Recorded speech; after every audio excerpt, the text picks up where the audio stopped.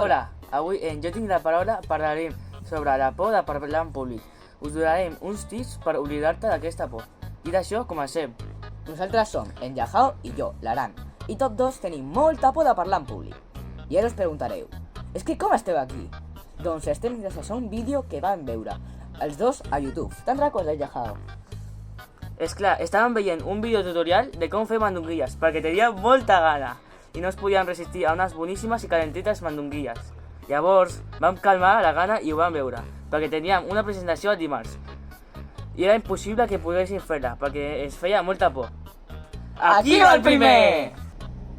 Nosaltres utilitzem tècniques de relaxació, com ara la respiració diafragmàtica en els moments abans de la xerrada i dies previs.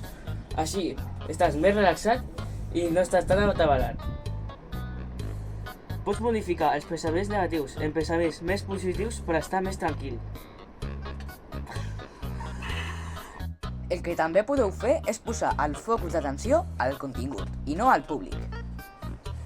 Jo, el que faig a totes les presentacions de classe o altres jocs, sempre miro a les persones del públic, que em donen més seguretat, com ara el meu millor amic.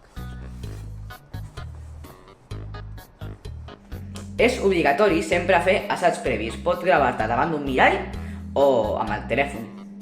Però que estic cagat! Jo recomano portar un petit guió o esquema dels continguts, per si alguna cosa se te'n va o no te'n recordes, poder-la mirar. I si tot allò no funciona, tenim la tàctica infal·lible. Imagina't a tothom despullat. A banda de ser divertit, és una manera de veure que tothom som iguals. I això ha estat tot. Espereu que us serveixi tot allò i recordeu, si teniu alguna persona que està exposant alguna cosa, per si de cas, poseu-vos roba interior bonica i amagueu panxa. Adeu!